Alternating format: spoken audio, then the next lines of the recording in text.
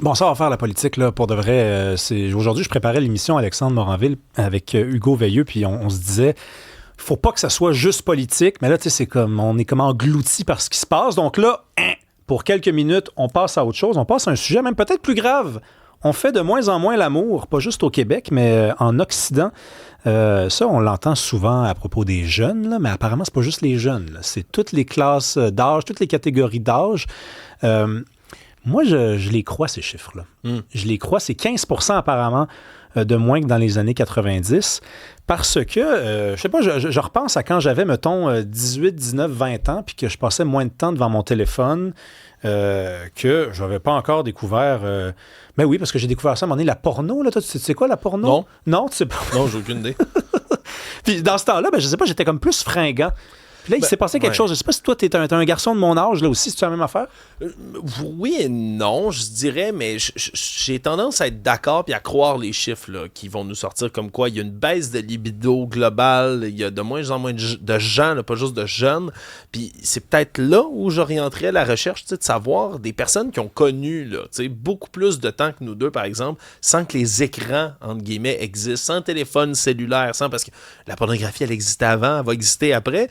Mais je pense qu'il y a quelque chose avec le fait d'être constamment connecté sur des écrans, surstimulé par de l'information, surdiverti aussi, hein, parce qu'on a toutes les sources de divertissement du monde, on ne viendra jamais à bout de toutes les séries qu'on veut écouter, mais est-ce que ça, ce surdivertissement, stimulation-là, ça vient nuire à notre libido? C'est la question qu'on veut vous poser à la maison, chers auditeurs, auditrices. Si vous ressentez-vous ça, vous, une baisse de libido? Avez-vous observé, par exemple, que vos comportements avec les écrans viennent affecter par la suite votre vie sexuelle? On fait ça en toute intimité, tous ensemble. 1-877-827-2346. On veut vos histoires, écrivez-nous. Ouais, puis faites juste nous dire, c'est quoi votre nom, c'est quoi votre adresse, là, c'est tout, là. On fait ça entre nous autres, là. Puis moi, tu sais, je le dis, j'étais plus fringant avant. Tu sais, avant, c'était 25 à 27 fois par semaine, puis là, je suis rendu à 18 à 19. Là, ça a vraiment baissé, là, je te dirais. Là. On va en parler avec Kanika, qui est thérapeute, thérapeute en relations interpersonnelles et professionnelles en sexologie. Elle est avec nous. Bonjour.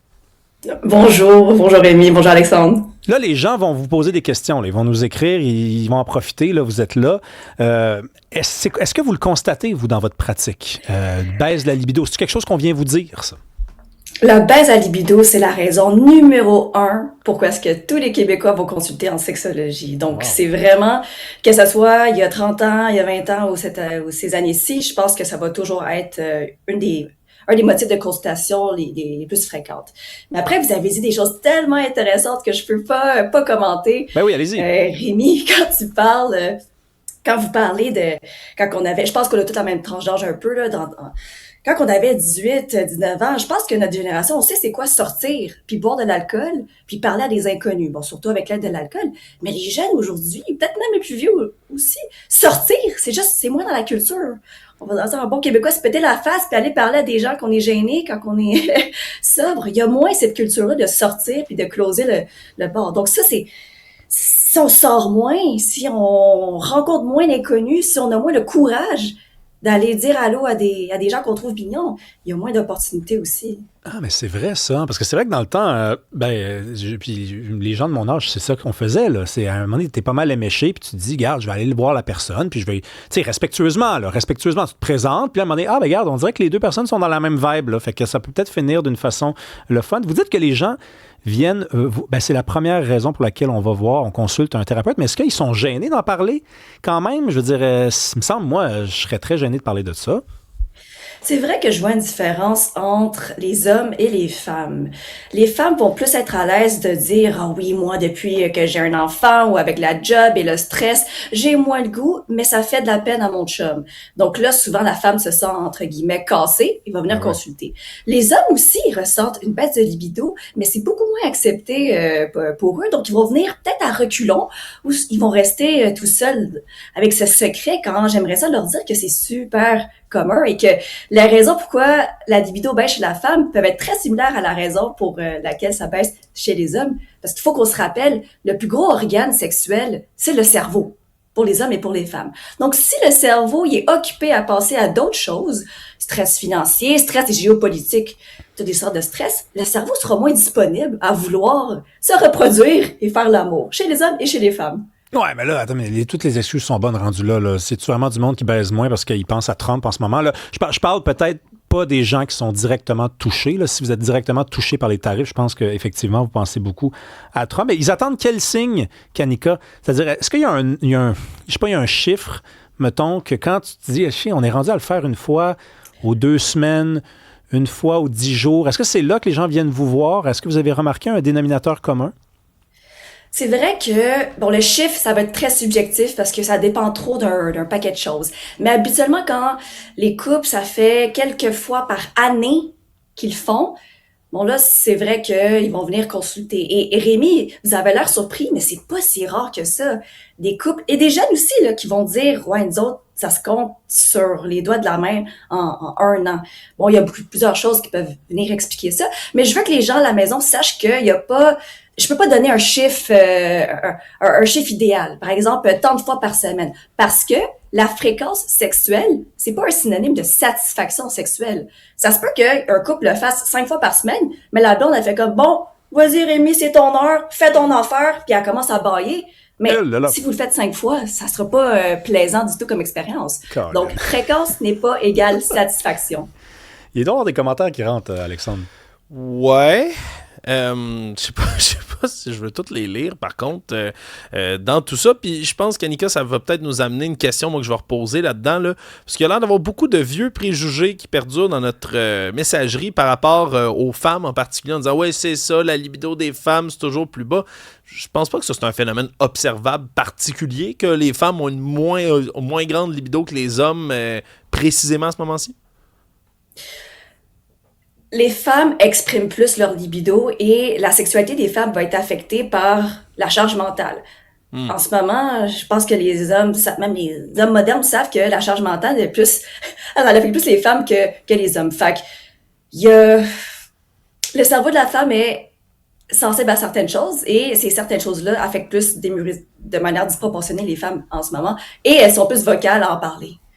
C'est-tu vrai, là, la fameuse... parce qu'apparemment, c'est prouvé qu'il y a de moins en moins de testostérone. Est-ce que c'est vrai, ça? Puis ça pourrait peut-être affecter, en tout cas, au moins, la libido des hommes?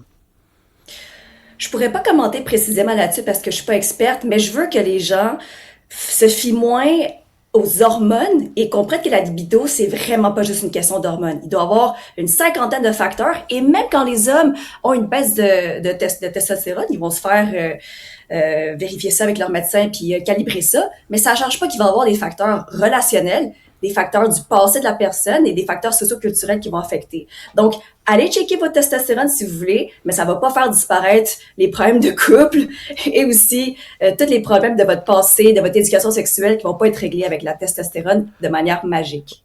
Il y a un conseil magique, puis je le nomme Roger de Montréal. Une femme, ça veut pas juste faire l'amour, ça veut jouir aussi. Alors, prenons le temps et tout ira bien. Roger, merci. Ben là, c'est évident, là, ça, quand même. Tu dis c'est évident, mais je pense que c'est pas évident pour tous les gars dans la vie, Rémi. Non, c'est vrai, malheureusement. Kanika? Le prenons le temps est très important parce que les préliminaires, c'est ça qui va préparer le corps. Et la sexualité, ça devrait pas juste être centré sur la pénétration. Toutes les autres choses avant ou après, il n'y a pas de hiérarchie. C'est tout autant le fun. Et voyons ça sans pointage. Tout est le fun.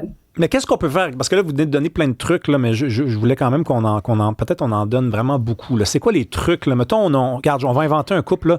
On a un couple, ça fait, on va dire, 5 ans qu'ils sont ensemble. Puis au début, c'était, disons, beaucoup plus intéressant, en tout cas au moins sur le plan du nombre de fois que ça survenait dans un mois, dans une semaine. Et là, ça baisse beaucoup.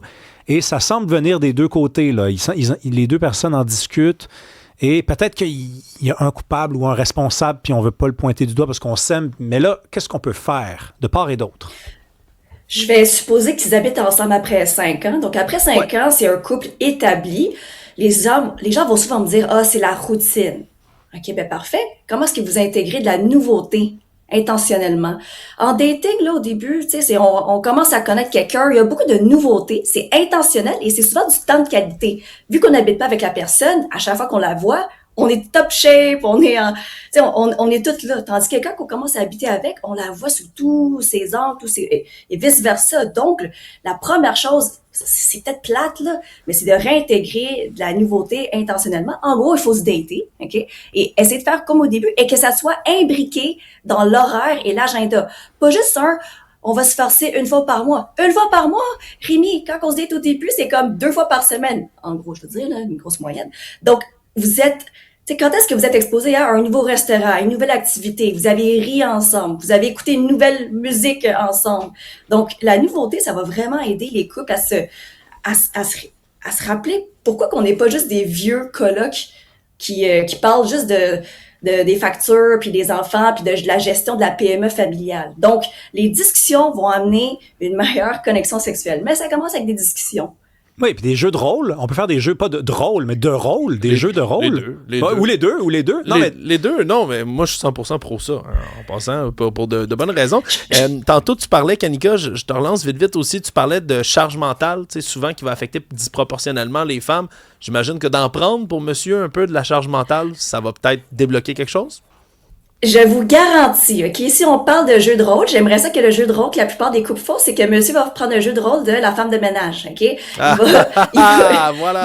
Il va faire la vaisselle, ce genre de truc-là, ça va faire en sorte que la femme se sent, hey, t'es dans mon équipe, tu fais ta part des choses, ça va faire en sorte qu'elle se sent pas tout seule.